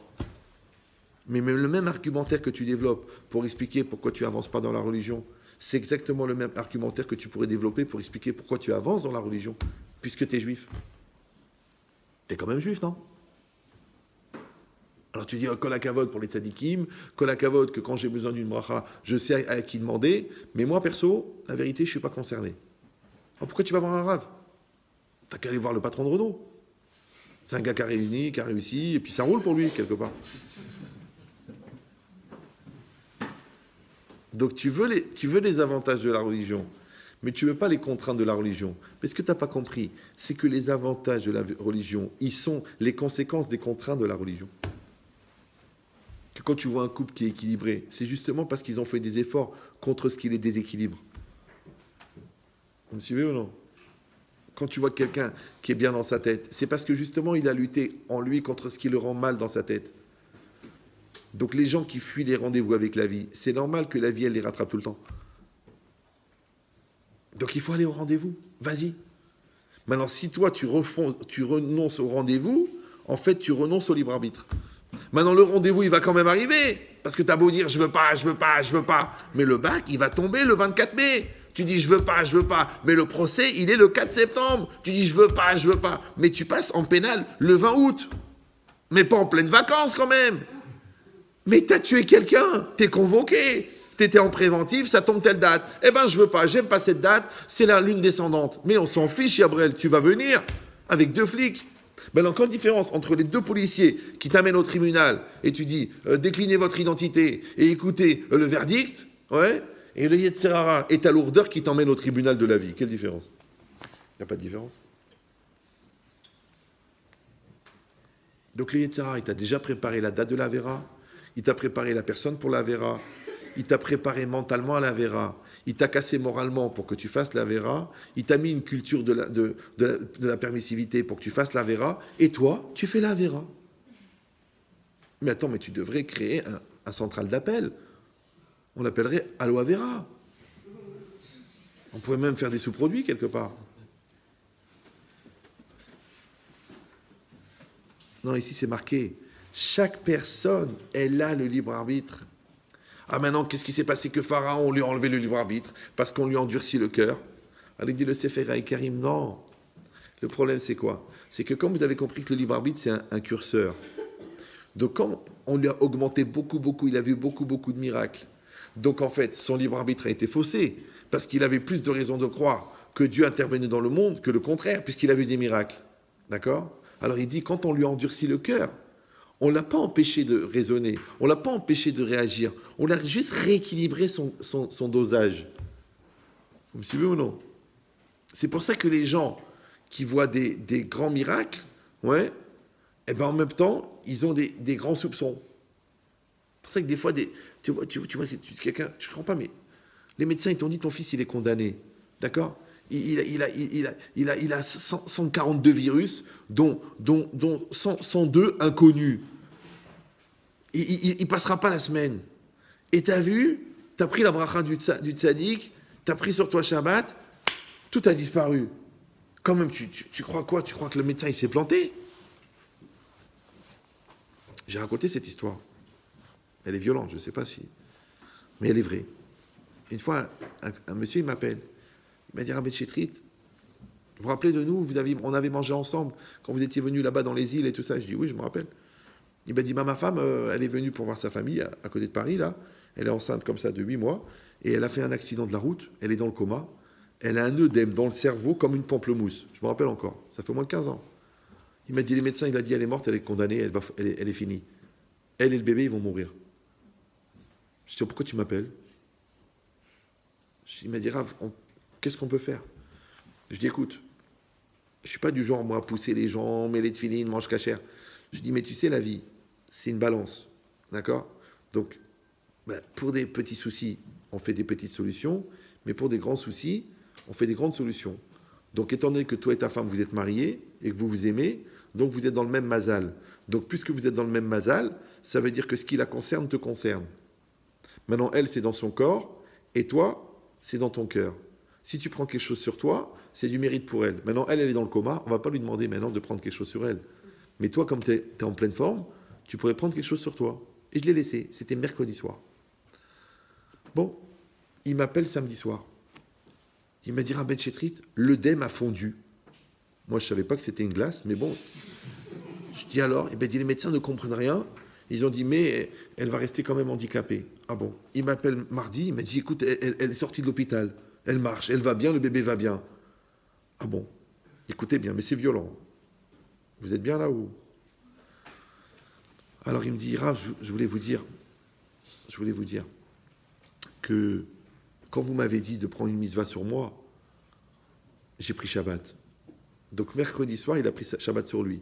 Il m'a dit, j'ai fait Shabbat. Et ça faisait des années, j'avais jamais fait Shabbat.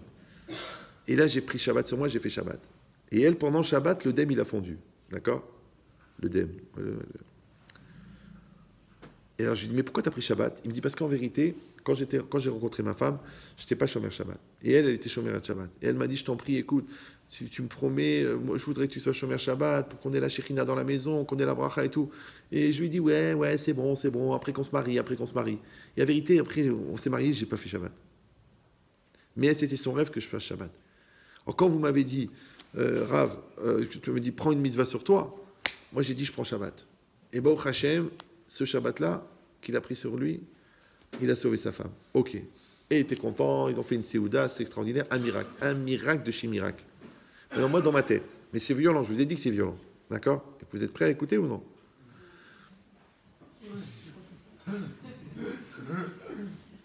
Moi, dans ma tête, je me suis dit, cette femme, elle voulait tellement que son mari fasse Shabbat, tellement elle lui a parlé du Shabbat, tellement elle a supplié du Shabbat, tellement elle lui a préparé le Shabbat, tellement elle a attendu le vendredi soir qu'il vienne, il est rentré à 11h du soir, tellement qu'elle a préparé la dafina qu'il n'a pas mangé parce qu'il est en train de fumer des joints dans la rue. Ouais.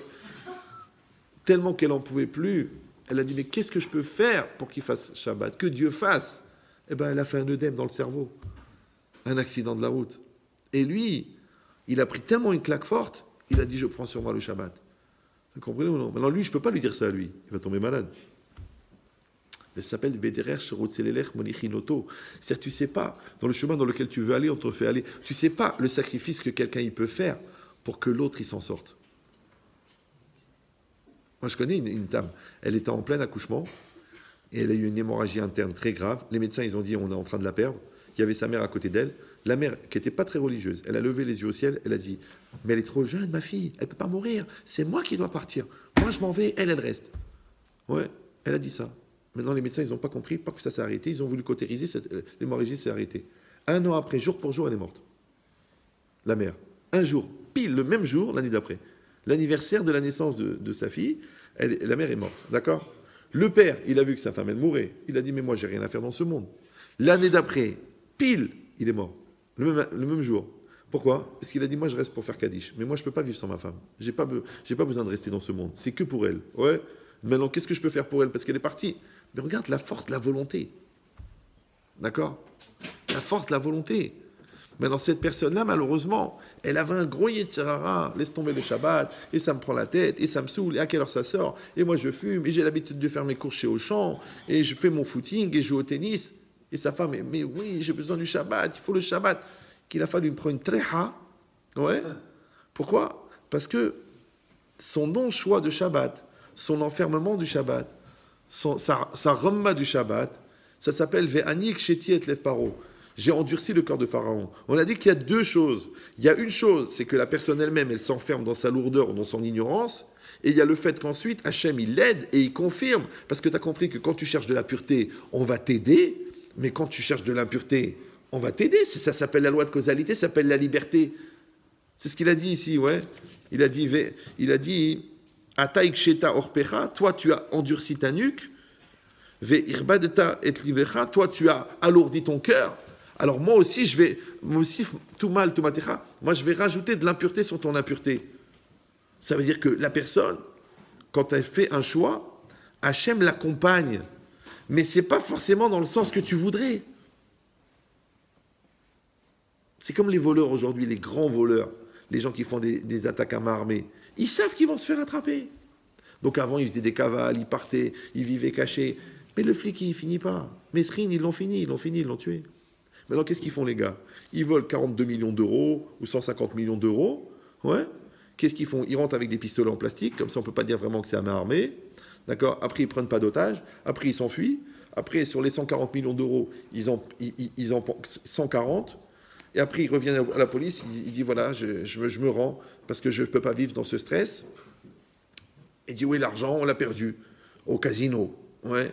Ils rentrent les 2 millions. Après, on leur dit, bon, attaque à main non armée. Il n'y a pas eu d'homicide, il n'y a pas eu de mort. Il n'y a pas eu trop de préméditation. Vous avez un dossier qui n'est pas trop grave. Donc, vous faites 3 ans de prison. Avec sursis, comme c'est surchargé, le mec qui sort au bout d'un an et demi, et il a 140 millions d'euros qui l'attend dehors. Ça va? Ça, tu sais comment ça s'appelle, ça? Ça s'appelle RT Ve'ashuv. Je vais fauter, je vais faire teshuva. Parce que pourquoi je vais finir mort? Pourquoi je vais prendre une balle dans la tête? Pourquoi je vais être dans un règlement de compte? Pourquoi je vais être en cavale pendant 42 ans pour qu'on m'arrête, extradé en Bolivie parce que j'étais passé 3 jours au Panama? Non! Je vais aller me rendre. Ça s'appelle que tu es malin dans ta lourdeur. Vous me suivez ou non? C'est comme les gens qui trompent leur femme et qui t'expliquent pourquoi ils le font. Alors viens, on va l'expliquer à elle. Non, ça ne marche pas. Ça veut dire que quand toi, tu t'empêches toi-même de faire tes chouvas, soit parce que tu t'enfonces trop dans l'erreur, soit parce que tu anticipes sur ce que tu feras quand tu feras tes chouvas, tu as déjà détruit la capacité de faire tes chouvas. Et ça, c'est le Rambam qui explique comme ça. Le Rambam, il dit que ce qui est marqué là-bas dans le Passouk, c'est pas que Hachem, maintenant, il veut empêcher la personne de faire teshuva. C'est que la personne elle-même, elle s'est mise en situation de choisir son camp. Ouais, elle a choisi l'erreur, elle a choisi la lourdeur, elle a choisi l'impureté, elle a choisi de se laisser aller, elle a choisi de se laisser manipuler. Donc, les conséquences normales, c'est comme si tu te jettes du ravin. Maintenant, tu dis, je ne veux pas mourir. Mais tu t'es jeté du ravin. Donc, ton corps, il est égratigné, il frappe sur les rochers, il rebondit sur les pierres. Il y a 600 mètres de descente. Tu dis, mais ça ne va jamais s'arrêter. Si, ça va s'arrêter quand tu vas arriver en bas. Maintenant, il y a le malin, il ne jette pas du ravin. Il dit, pourquoi je me jette? Oh, de toute façon, on n'a rien à perdre. De toute façon, la vie, elle ne vaut pas la peine d'être vécue. De toute façon, autant mourir. Puis, quelque part, ça donne un sens au monde parce que tu suis l'attraction terrestre puisque tu vas vers le bas. Mais je ne veux pas mourir. Donc, tu vois cette logique-là? Le Rambam, il dit que quand la personne, elle choisit le mauvais chemin, on va lui donner les moyens de continuer dans ce mauvais chemin. Donc, il va falloir qu'elle rencontre les personnes, quel est le terrain psychologique pour. Il va falloir qu'elle rencontre des personnes d'influence qui vont l'enfoncer dans son erreur. Mais ça fait partie de son choix. C'est seulement elle qui est dans le déni. Mais en tant que toi, tu ne seras pas double, tu n'arrêteras pas d'être double, de dire « bon, je le fais, mais je sais que ce n'est pas bien, d'accord? Je le dis, mais je le regrette. J'espère que je vais me réveiller, mais je n'ai pas le courage. » Donc, tant que tu seras double, tu es mort. Parce que tu sois entièrement dans l'erreur, ou que tu sois dans l'erreur, mais que tu sais que ce n'est pas bien, dans les deux cas, c'est mort. C'est comme si tu es bourré, tu prends ta voiture. Tu dis, bon, je suis bourré, mais attends, je ne vais pas attendre de dessouler quand même. Mais tu n'es pas un meurtrier quand tu as renversé les 3 enfants sur le bord de la route. Tu es un meurtrier quand tu es rentré dans la voiture bourrée.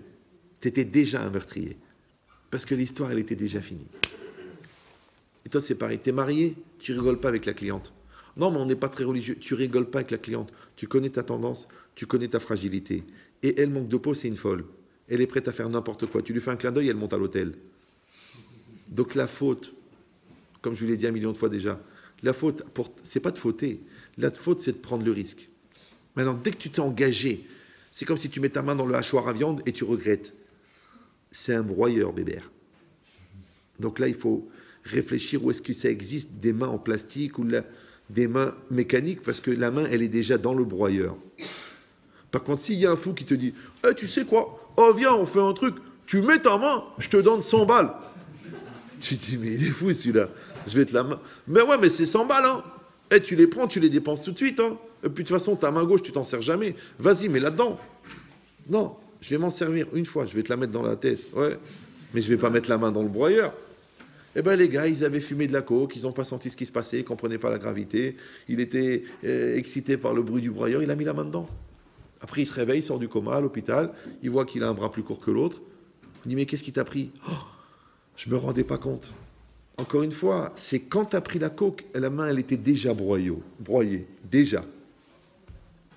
Donc, ce qu'il dit le Rambam, il dit que c'est que quand Hachem, il a donné la liberté à l'homme, il a aussi donné la liberté d'accompagner l'homme dans ses choix. Et cette liberté-là, malheureusement, elle peut coûter très cher.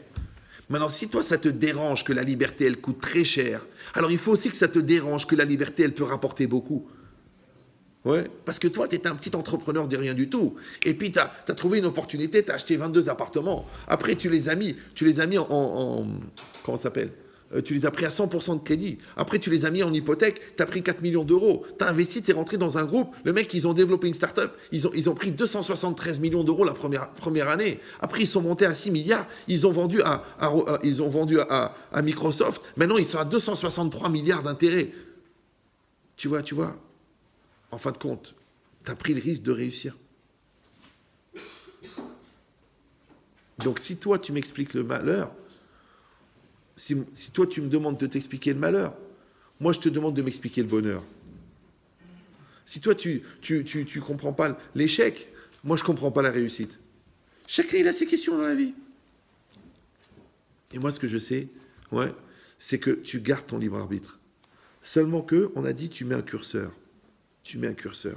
Maintenant, quand toi, tu renonces à ton libre arbitre, parce qu'Hachem, il a dit, Natati lefanecha et tachaim vetamavet, j'ai mis devant toi la vie et la mort. Mais Hachem, il a rajouté. Il a dit, ou bacharta bachaim, tu choisiras la vie. Maintenant, c'est une grosse question. Est-ce que tu choisiras la vie, c'est un conseil de Dieu ou c'est un commandement? Maintenant, est-ce que tu as besoin de dire à quelqu'un, tu choisiras la vie? Ouais. Entre rester sur le balcon ou sauter du balcon, tu resteras sur le balcon. On a besoin de dire à quelqu'un, tu resteras sur le balcon? Oui, on est obligé de dire ça. Pourquoi? Parce qu'il y a des gens, encore une fois, par ignorance, ou parce qu'ils ont un terrain psychologique fragile, ou parce qu'ils n'ont pas la force de caractère, qui vont avoir cette tendance justement à choisir la mort, volontairement, involontairement, consciemment ou inconsciemment, par force d'inertie ou par laxisme, ils vont choisir la mort. Donc la Torah, elle a dit non, ou bacharta bachaim. Comme si tes parents ils te disent, écoute, moi, je crois en toi. L'école, elle a dit que t'es nul, moi, je dis que t'es bon. Moi, je dis que tu vas réussir, d'accord? Tous les professeurs, ils disent, bon, écoute, on le fait redoubler. Et le prof de maths, il dit, vous êtes des malades, il a une tête de fou. Il faut lui faire confiance, aidez-le, d'accord? Donc, ça veut dire que s'il y a des gens en dehors de toi qui peuvent croire en toi, donc toi, tu dois au minimum croire en toi. Maintenant, quand tu ne crois pas en toi, en vérité, c'est comme si tu mettais ta tête devant l'échafaud et tu dis au Yetzirara, appuie sur le bouton. C'est toi qui fais ça. Personne n'a fait ça. Personne pour toi l'a fait. Donc vous avez compris maintenant qu'en fin de compte, quand on dit que Hachem il a endurci le cœur de Pharaon, il y a deux lectures. C'est que soit Hachem il avait fait tellement de miracles à Pharaon que pour rétablir le libre arbitre, puisque là il était à 90% croyant, donc il n'avait pas le libre arbitre, donc il a fallu qu'il lui endurcisse le cœur pour revenir à 50-50, qu'il ait à nouveau le libre arbitre. Ouais, parce qu'il a vu autant de bien que de mal, autant de vrai que de faux. Et ça, c'est le Sefer Haïkarim. Mais le Rambam, il dit non. Il dit non, si quelqu'un il choisit l'erreur, Hachem il va l'aider dans l'erreur. Comme si quelqu'un il choisit le bien, Hachem il va l'aider dans le bien. Mais ça fait partie de son choix. Ah, et si le prix de la liberté, c'est que ça peut aller jusqu'à s'autodétruire, eh bien ça fait partie de la liberté. Pourquoi? Encore une fois, parce que tu ne pourras pas revendiquer la valeur de tes réussites si tu n'es pas maître de tes échecs. La seule différence, c'est que dans tes réussites, tu t'es pris en main et que dans tes échecs, tu t'es laissé aller. Maintenant, ça coûte autant d'énergie de se mettre en branle pour réussir, que de faire preuve de retenue pour se laisser aller. Donc maintenant, il faut que tu développes une double force. Une force dynamique pour réussir et une force dynamique et passive pour ne pas t'enfoncer. Donc tu dois lutter contre ce qui est mauvais et tu dois chercher le bien. D'accord? Et tu dois te battre pour trouver des solutions et tu dois lutter contre ce qui t'empêche d'y arriver. Comme ce sport canadien là. Ils ont une espèce de bowling, là il y a un palais sur la glace. Je sais pas comment ça s'appelle. Curling. Ouais. Ils tapent comme ça et il faut qu'ils se rapprochent, comme la pétanque mais sur la glace. Il faut que ça se rapproche le plus proche de la cible.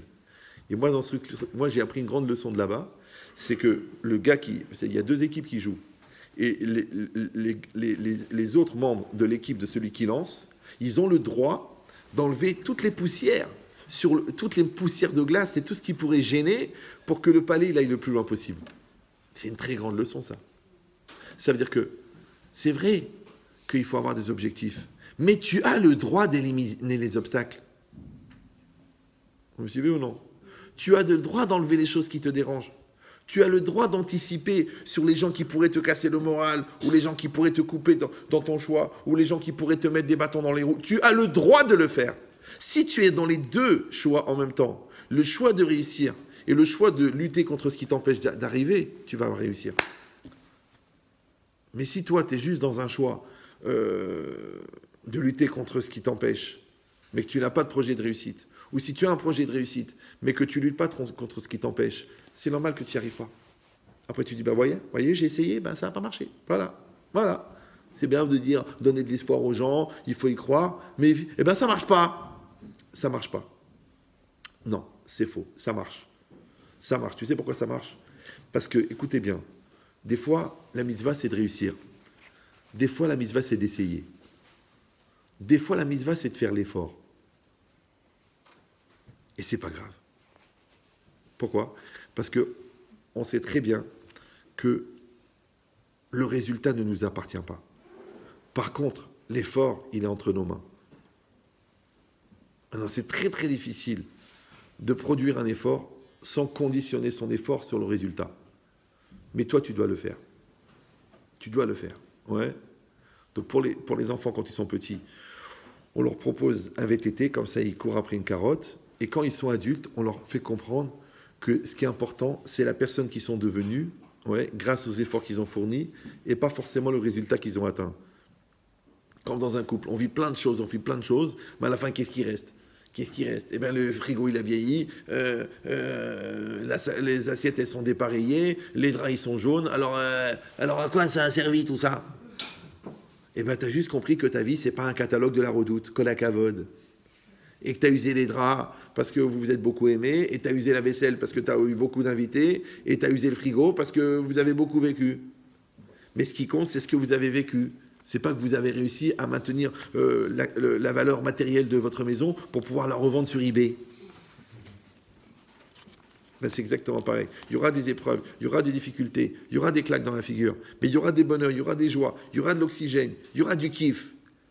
Et toi, tu vas prendre tout ça, tu vas te nourrir du plaisir et du bonheur que tu auras, et tu vas lutter, et tu vas utiliser les épreuves pour pouvoir passer d'une étape à l'autre. Et quand tu fais ça, à chaque fois, tu augmentes le niveau de ton libre arbitre.